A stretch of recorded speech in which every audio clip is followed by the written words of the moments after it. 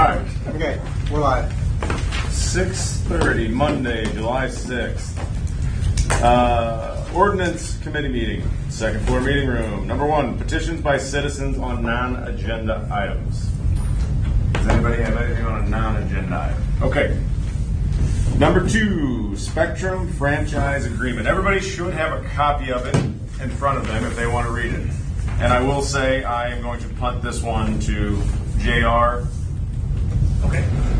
I mean, we had this on the agenda a couple meetings ago. There was a couple things, I believe, with the insurance that you didn't think were exactly what we wanted, and we made some changes. Some significant changes. This is a different agreement. The original agreement that was presented in June, beginning of June, I didn't have enough support for the city, I guess, as far as teeth in it, just to make sure we're getting whole, given the recent gas strike and some other related items. So this was an agreement that I found online that Spectrum Mid-America had with some other municipalities, so we just mimicked it. Gary caught a couple, Sarah Craig's been working through this, but Gary caught a couple references to various sections. We found a couple other items and then updated up the insurance to match similar to what we have for the contractors within the city. So the one that you emailed is slightly different than the one you have in front of you right now. It just protects the city a little bit more than what we had in the past. Oh. Gary, did you get all your questions answered? I did. Talked to JR, talked to Sarah. Everything's it's been changed in here. And there were very minor tweaks, dotting of I's, crossing of T's, but things I think were important They removed the section and the section got changed. But thank you. Yep. Does anyone have any questions? I do on JR, page 7 of the agreement, 8.6, tree trimming. It says grantee, or is it designee shall have the authority to trim trees on public property at some expense, as may be necessary to protect its wires and facilities. I understand that sentence, but a lot of times this is during some situations. Would they ever have to go like on, well, it says public property, but I was thinking private property. What if they go on and they damage our property, rut it or whatever? Are they also required to fix that? When you look at this public property, I believe in the definitions in the beginning, it references public property as including like easements. It might be listed under the streets. Okay. But they would be held accountable for any damages. Typically, it's a subcontractor to charter that we're dealing with. And, okay. That's why I was wondering, like a subcontractor comes in for them and damages our property or whatever. That's correct. Running or whatever, they're under obligation to fix that. That's correct. Okay, thank you. And real quick, JR, just in light of what happened a couple weeks ago, this agreement also kind of indemnifies the city if that subcontractor or contractor has a major issue, like the gas line. Yeah. And thank goodness it ended the way it did. Thanks to the city workers for doing that. But if it would have been worse, they're liable and responsible. That's correct. Correct? That's correct. Even we have the permitting process as well. They kind of go hand in hand for their subcontractor to perform the work. But yeah, ultimately, from what I understand, Charter, Midwest Spectrum Mid-America would be responsible for it. And I know there's some indemnifications in here that are important for us. So. Need a motion? We need to make a recommendation. It's on tonight. Make a motion for recommendation. Gary Most will move forward. Tonight. Mr. Hopkins, second. All in favor? Aye. Opposed? Okay. We'll recommend that tonight at council. All right. Number 3, mobile vendor ordinance review. So the reason this one, and this is something that everybody should have a copy of. We've got another one here if anybody else needs one. But this is a very detailed ordinance that we've had, and this thing was made, I've been here almost 10 years, and it was before I was here with minor tweaks since then. But they spent a lot of time putting this together. Like I said, 11, 12 years ago. Someone approached us who has a little bit of a different situation. And I'm sorry, Bethany, what's the name of your mobile? Or Mountain Meadow Books. so she has books in this thing. They own a business that's in the city limits. The business has a parking lot. But the way that we read this, that would not allow her to sell the books out of her mobile. I mean, I think it's a trailer, right? Out of a trailer, because it's not a city-sanctioned event or a sponsored event. And then if it was something that they just wanted to do while they're already at their other business, because you can fill out a special use permit to become a city or a sanctioned event. But that would be pretty cumbersome if they just wanted to do a couple more, if they were doing it 3 days a week out in the parking lot that they are used for their business. So it's kind of a different thing. I think the spirit of this ordinance always was to protect the brick and mortars. We've talked about that a lot. I don't think there is another bookstore that I'm aware of that this would directly compete against to begin with. That I'm aware of. And like I said, if we're protecting brick and mortars, they are a brick and mortar. And also there isn't something that you're not supposed to do the same type of retail, but it would be a different type. The itinerant vendor is what that would be underneath from my reading of it, the definitions. But then the way it's a little convoluted, because it does not include any other type of vendor defined in 710.1, which I'm not exactly sure what that. That's any other thing that's defined in front of the Yeah. But then it says later on that includes, and the mobile vendor includes the. does not include any other type of vendor defined previously, essentially. But then in the next line, I guess it just said so. Food truck. Next one. It includes an itinerant. Food truck vendor. Other mobile truck? I don't know, Hoppy, you wrote this. Yeah. Who was here? Hoppy was the only one here when this was wrote. Yeah.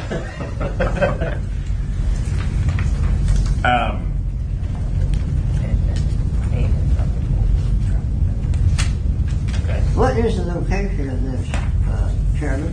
Out on 156, Waterville and Warville. Yeah, right. Warville Auto Body. Auto Body. Sorry, I was going to say automotive is the other one. Waterville Auto Body. Auto Body? Rodney Sissel and Bethany Sissel Oh, yeah. going out before you get to Fairground. Oh, yeah. the fairgrounds. It was, I guess, the old Kerber years ago. Yeah. So like I said, I think it's something that I wouldn't know why it would be an issue to sell books in a parking lot that you have your business in. It'd be no difference if they had a room in Warville Auto Body selling books. This difference is though this room just happen to be detached in their own parking lot and could be moved. Well, it is different because it falls under the mobile vendor. Exactly, that's where it is. So is there a way to easily define it without making this thing even more confusing? You could basically look at it as there's not a competing brick and mortar within the city limits of Waterloo, and so that there's no competition. But then again, you are carving out individual pieces. But again, if there's no competition, I'm not quite sure that you are competing. You obviously can't be competing against someone. That's what I'm saying, and they already have a business in town supporting. I don't think it would negatively affect anything in the city to allow the selling of books in the parking lot that they have their business in. I think you would need to note it that in this agreement, that in the ordinance, that if there is no competition, that way you don't have to come back to this if somebody comes out with something that's very similar, that also there's no brick and mortar. Well, and I think it does say it does not include any person who sells goods similar products. Because we do have competing vendors for other things, like the mobile wash your dog trucks, like your groomers. So we do have those. I see them occasionally, but those have direct competition. How long are special event permits allowed for? Special Usually use it's a weekend. permits or special event permits? Yeah. Special Use. Is different. Yes. Special event would be a very short term. Yeah, but Well, yeah, I'm saying a special event. Well, I'm just trying to think. If we all agree that this isn't competing against anything, and we all are okay with that, even if it's what's the easiest way to make this not in violation of the ordinance, or we could change it? What I was just thinking there is just every 90 days you got to fill out another special event permit. But does that open us up somewhere else? Who controls that? What city employee basically handles that? They don't- Tammy does right now, right? To know that the 90 days is up and who enforces it. Who enforces any special event permit? But we don't have one for 90 days. Well, but we have one for 3 days. I mean, who enforces that? They're gone. You can see that they're gone. But they don't. I don't think that would be an issue that we would run into personally. I see what the mayor's saying though. Is I don't- because if you could have. I don't mind you doing the 90 days as long as whoever's handling that, basically, they're going to keep track of that on the calendar and say, okay, you can no longer do this, and now you need to do it again. Well, I mean, I think that would be Tammy's job, like it is with all of the They other don't enforce licenses. anything. With all the other licenses in town, She doesn't enforce them when it's but she over. sends out the email. She keeps track of them. The gaming license, the liquor license, she keeps track of all those. I don't think it's a huge ask to keep track of a The liquor permit, licenses always expire on the same day every year. but she still keeps track of them. True. So I'm looking at 7.10.2. A is an apple. Food truck vendors are allowed in the following circumstances. I'm not sure why you couldn't add number 3 under there and specifically note To say these things that are not in competition of any businesses would be simply allowed. You're still enforcing it. though. Well, I mean, I think the bigger thing to me is on your property. Sure. You know, it's you have a. But just personally, that's a very clear thing. You have a Champion business. Corner just did this. It's on their property in their parking lot, and they had food trucks. So They don't own the parking lot? Huh? they don't own the park. They own the entire strip mall. Do they really? Yeah, the guy that owns. I didn't know that. Yeah, they own all of it.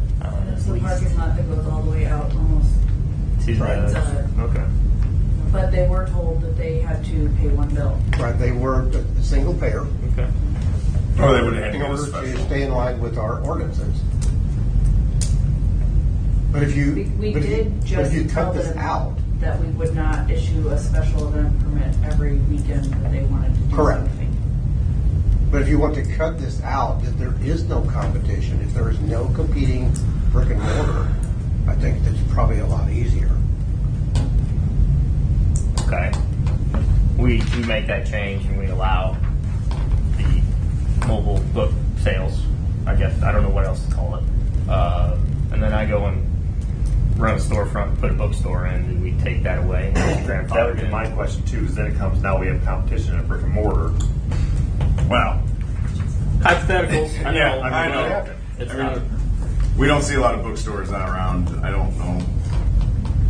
so nice. Barnes and Noble has evaporated, so. Yeah, I mean, the odds of that happening in this case, I think, are slim, but it's possible in the next case, if they're, which I wouldn't know what it is. Before, but- I mean, wouldn't it just be easier just to give them a special use permit and then that never expires and then we don't have to change anything? It's no different than a home use special use permit. Like ZBA special use permit. Just run through it. So where does that, you gonna run it through ZBA? Why not? That's what they're there for. No, that's fine. I didn't think And then about you it have a that way. permit forever and you never have to come back to see us ever again. But On that address. It would only, which is, I agree. Which within the city, that's just, I don't think you can just ask for a special use permit if that's, why not? If you could move it, I don't think. what You zone can- district is that? I want to think think. it's like this. light industrial. That's why we spent 2 years on this 12 years ago. Bethany, can you just take the wheels off?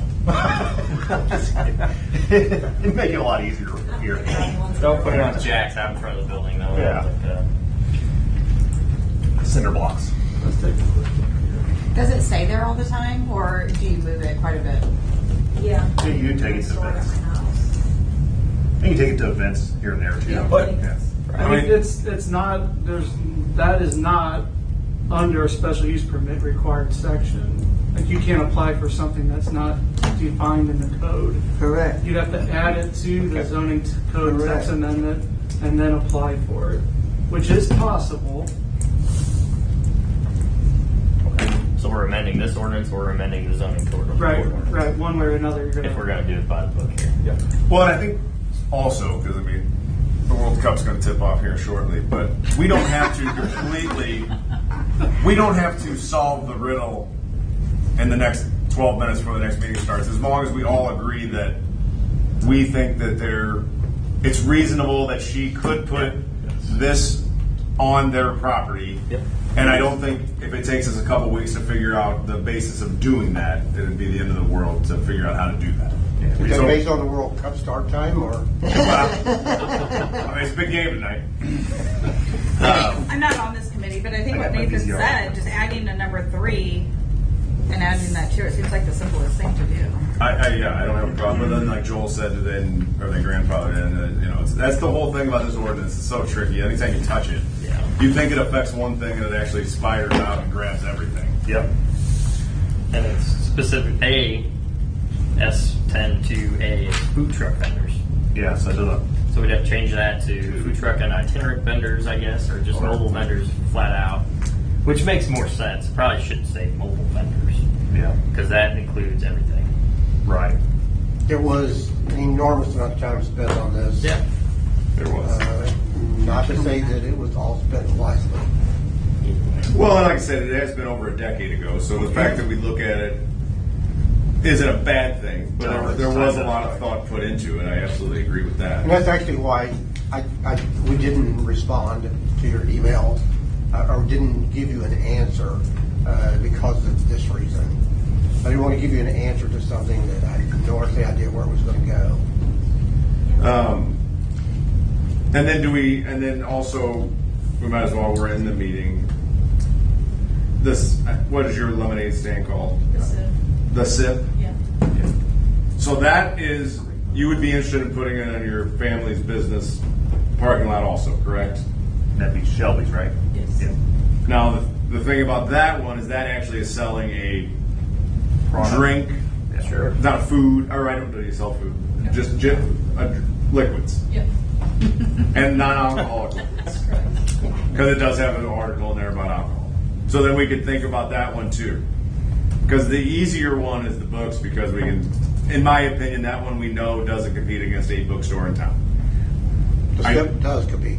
Yeah. That's it. what I'm saying. The SIP, you could say, now I don't know exactly who they compete with on a Friday, who's, if you're going to, do you sell coffee? No, just one. So it's just limited. So I mean, salt and honey would be close to that. Maybe they sell lemonade, but they have 37 other things that they sell. So I don't know how much that would actually compete to their business when you can. There's only one thing that you're serving, and like I said, they have food. But doesn't and Scooters drinks. sell those same type drinks? Scooters also? does as well. They sell different lemonades. Right. And they also sell coffee and food. But Yeah, they but don't the sell coffee other pot things, too. also comes in and sets up different places. That mobile coffee pot? They set up in the county. That account. Oh, The okay. county and at the Yeah.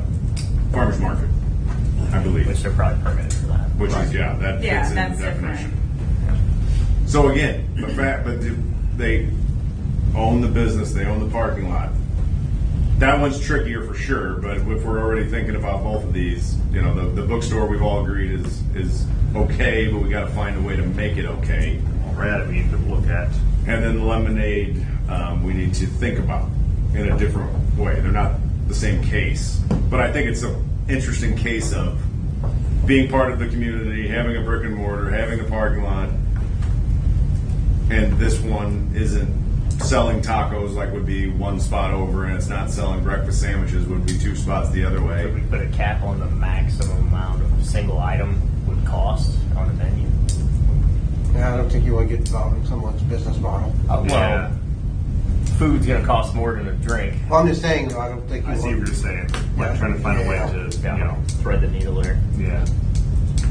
Because I personally don't think that any of the businesses next to them would be negatively affected by someone selling lemonade.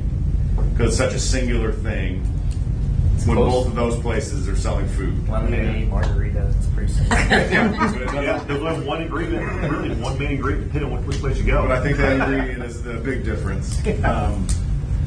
But though we can, like I said, it took, I don't know, Mayor, literally 15 hours of meetings to put this together, maybe more It than was that. probably, it was spread out over more than a year. Yeah, and what I'm getting at again is I don't think we're going to solve anything now, but again, 8 minutes. something to think about, because I totally do understand that you have the building. I don't want to say it for the 36, but you have the building, the parking lot, you're paying it, you're part of the city, you're part of everything. And again, I don't think it has a huge impact on the businesses around by selling one item that is a liquid. But Can you also take the wheels off yours? That would work great. so that's the question. We'll have another meeting, maybe in 2 weeks. Sure. But in the meantime, we can think about what would how would it, and like I said, they're two different things, which I know sounds kind of crazy that they're such the same thing, but they are, by the definition, two separate ways we'd have to look at it. But to your point, neither of the two businesses in question go against the spirit of what this was designed Right. to do. Right. And so I think making sure that we, I don't know, I don't think I would agree with you, but we're just, I would. I'd agree with that yeah, I statement. mean, Yeah. So we don't see any issues for right now, especially with the book. Yeah, the book, but we just need to figure it, because like I said, when you start, this thing is so, I mean, when you read through it and you start twisting a knob on this one and it's going to affect something over there. That's how this ordinance is a pain in the butt for us. But because I do think it's something that needed to be looked at, and like I said, quite frankly, the book, I think is just a slam dunk on getting that one, For sure, they need an answer. Right. then we can figure out a way to do it and have a coherent answer. Right. We want you guys to do it, be able to do it. We just got to figure out within the rules how we can do it and how can we update this. This is we got to look at everything to see how it will futurely affect things. Okay. Like I said, we'll tentatively say 2 weeks. We'll do it tentatively, and in the meantime, we got to figure out a way to. If it's as easy as putting number 3, like Mr. Kriebel said, maybe. I like the idea. I like it. It's not though. But yeah, nothing's that easy on this. Yeah. Anybody else have anything on the third one? Mobile vendor ordinance review. Can I just make a comment? Yes, Even though ma'am. I'm not on this meeting No, either. yes, please. A makes comment about food truck specifically, and then there's 1 and 2. And then C makes comment all food truck vendors, ice cream truck vendors, and other mobile truck vendors. So for whatever rhyme or reason, there was a distinction between food truck vendors in A and C, where food truck vendors is mentioned again, but then there's an addition of ice cream trucks and other mobile truck vendors. So there was, I something- don't know why there was a something at that- separation there, but there's there was something at that there. point in time that no longer exists. Yeah, but I just wanted to point that out, that there's something there that, Right. Something There's else some existed at specific- that point in time that does not exist now. Probably had different.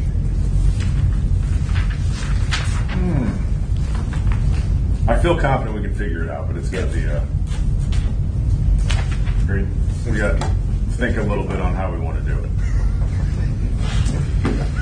All right, is that everybody good on number 3? Yeah. Number 4, comments.